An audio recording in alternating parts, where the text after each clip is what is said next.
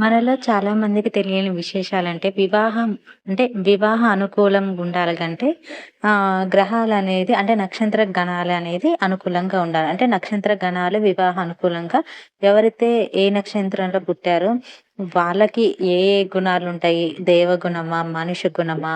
పిశాచి గుణమా? సారీ అంటే రాక్షస గుణం, దేవగుణం ఉంటే ఇలా కొంతమంది నక్షత్ర వాళ్ళకి ఆ గుణాలు ఉంటాయన్నమాట. దేవగుణం అనేది అందరికీ రాదు. దేవగుణం, రాక్షస గుణం కొందరు ఉంటే, దేవగుణం మనిషి గుణం ఒకటి ఉంటది. గణం అన్నమాట. గుణం అంటే గుణాలన్నమాట. వాటిని ఇలా పిలుస్తారు. ఇప్పుడు ఈ వీడియోలో తెలుసుకుందాం. Sorry for background noise video. ముందుగా నా ఛానెల్‌ని వాచ్ చేసినట్టే please do subscribe my channel. సరే. అంటే దేవగణం అంటే దేవగణం అంటే ఏంటంటే ఏ ఏ ఏ నక్షత్రాల వాళ్ళు ఉంటారంటే అశ్విని, మృగశిర, పునర్వాసు, పుష్య, హస్త, స్వాతి, అనురాధ, శ్రవణ, రేవతి.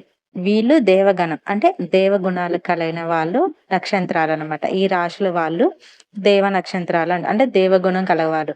ఎదుటి వాళ్ళపైన జాలి, దయ, కరుణ అనేది చూపిస్తారు.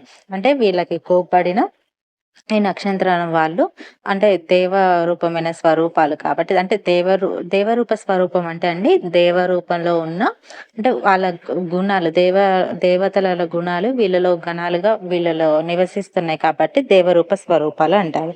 అలా ఇంకా మనుష గుణం వాళ్ళు ఏ నక్షత్రాలు ఉంటారంటే ధరణి, రోహిణి, ఆర్ద్ర, పూర్వ ఫాల్గుని, ఉత్తర ఫాల్గుని, పూర్వషాఢ, ఉత్తరాషాఢ, పూర్వ భాద్ర, ఉత్తర భాద్ర. ఇలా వీళ్ళు ఉంటారు. వీళ్ళు మనుష్య గుణం అంటే మనిషి గుణంలో గలవారు వీళ్ళు ఉంటారన్నమాట. చెప్పాను కదండి రాక్షస గుణం, దైవ గుణం, మానుష గుణం. మరి రాక్షస గుణంలో కలవారు ఎవరు ఉంటారంటే కృత్తిక, ఆశ్లేష, సుఖ, చిత్త, విశాఖ, జ్యేష్ఠ, మూల, ధనిష్ట, శతభిషం. వీళ్ళు రాక్షస గణం అంటే రాక్షస గుణం కలవారనమాట.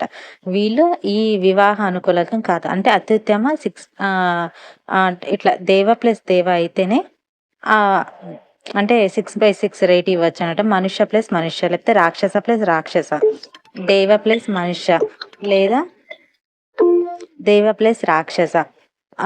ఇలా ఇవి పనికిరాంది ఏంటంటే మనుష్య ప్లస్ రాక్షస అనేది ఇది పనికిరాదు. ఇది ఇలా చేస్తే మాత్రం వాళ్ళకి వివాహం అనుకూలంగా అనేది జరగదు. అందుకనే దేవగుణాలు కలవారు ఇలా ఏ నక్షత్రాలు వాళ్ళు ఉంటున్నారో వాళ్ళని చూసి మనం వివాహం ఆడటం మంచిది అన్నమాట.